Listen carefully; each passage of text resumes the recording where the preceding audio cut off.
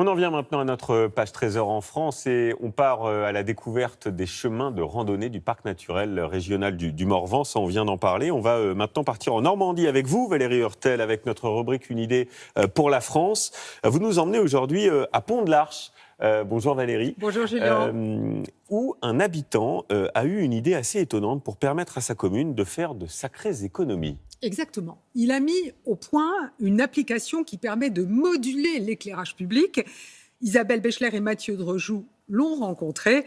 Voici l'homme qui commande à la lumière. Pour la France, c'est de pouvoir rallumer son éclairage public pendant la nuit. Qu'est-ce qu'on a tous dans la poche? Un smartphone. Donc, je me suis dit, ça peut être notre interrupteur pour pouvoir allumer pendant 15 minutes au gré de mon déplacement. Au milieu de la soirée, à Pont-de-l'Arche, les 4/5 de l'éclairage public s'éteignent, comme dans de plus en plus de communes françaises. Mais ici, les habitants ont un pouvoir quasi magique.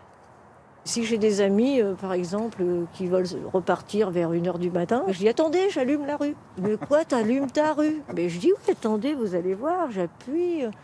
Aussitôt dit, aussitôt fait. Et voilà, l'éclairage revient. La rue est praticable. Voilà, ça commence et après, c'est quand même pas beau la technologie. On est au top à Pont-de-l'Arche quand même. Hein. Nous avons voulu rencontrer l'inventeur. Olivier Bosetto est ingénieur, toujours à l'affût pour appliquer des technologies existantes à la vie quotidienne. Sa commune, qui depuis 2016 éteint l'éclairage public la nuit, est devenue son laboratoire grandeur nature. On retrouve sur cette carte la ville de Pont-de-l'Arche avec les différentes zones qui sont équipées du système J'allume ma rue. Les différentes couleurs correspondent à chaque fois à une armoire qui est équipée. Pont-de-l'Arche, un petit bourg de 4500 habitants au confluent de l'Eure et de la Seine. Le fleuve, des forêts, des cultures et une conscience écologique de la municipalité ont permis à l'idée d'Olivier Bosetto de mûrir. Donc ce boîtier est connecté en réseau internet. C'est de cette manière que depuis votre smartphone, vous pouvez indiquer votre position et que l'information arrive à la bonne armoire et qui allume votre zone où vous êtes. Il y a donc un potentiel énorme d'économie d'énergie tout en gardant le service public. Pas toujours concernés au début, les habitants ont pourtant vite adhéré, du moins ceux qui ont un smartphone. Ils sont 1300 utilisateurs uniques par an à se servir de l'application la nuit. Je trouve ça très bien de pouvoir disposer justement de rues éclairées et de pas non plus avoir un éclairage public permanent. Si ça peut être après mis en place sur d'autres communes, sur d'autres régions, ça pourrait vraiment apporter beaucoup de choses. Il y a moins de pollution lumineuse, on peut plus admirer le ciel le soir, les étoiles, etc.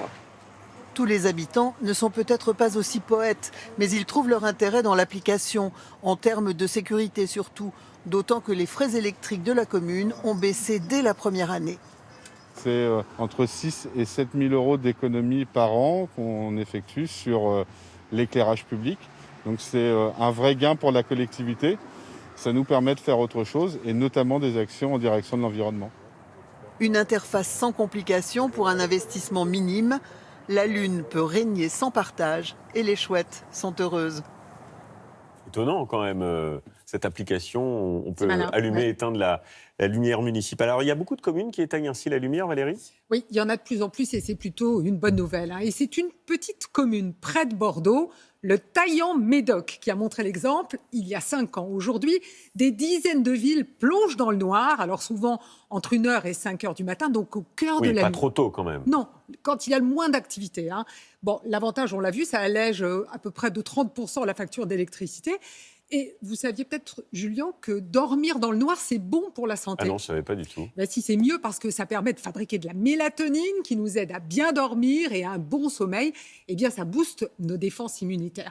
Et puis, le noir, c'est bon aussi pour la nature. La lumière perturbe, vous savez, certains animaux qui ont besoin d'obscurité pour se déplacer, pour manger, pour se reproduire. Et on sait d'ailleurs qu'après les pesticides, la pollution lumineuse, c'est la deuxième cause de destruction des insectes. Et bon, on en apprend des choses avec vous. Merci Valérie. Alors, à défaut d'éteindre la lumière. Certaines villes font en sorte de la baisser, cette lumière, pour limiter les dépenses, là aussi. Oui, c'est ça. Et beaucoup de villes installent d'ailleurs des détecteurs dans certains quartiers de Lyon, par exemple. L'éclairage baisse en mode piéton la nuit et il s'intensifie dès qu'une voiture arrive grâce à ces fameux détecteurs. Alors d'autres communes comme Pessac utilisent un truc incroyable. Regardez, c'est une peinture photoluminescente. Le jour, elle emmagasine la lumière du soleil et la nuit, elle la restitue. C'est presque magique. Oui. Encore plus étonnant, Rambouillet va tester une innovation pour éclairer le mobilier urbain. Ce sont des ampoules d'eau de mer éclairées par des bactéries luminescentes. Ce sont des très joli en plus. C'est joli en plus. Oui. Et ce sont des micro-organismes marins qui produisent cette lumière. Vous voyez qu'il y a pas mal de pistes pour l'avenir. Merci, Et ça fait des belles lumières. merci Valérie, ça fait des belles lumières, ça fait une jolie ville, une jolie commune. Et n'hésitez pas à nous envoyer vos idées, une idée pour la France si vous en avez. Avec Valérie, on partira à votre rencontre et on en fera un très beau reportage pour votre 13h. Ça se passe sur le site notamment France Info. Vous verrez, tout est expliqué.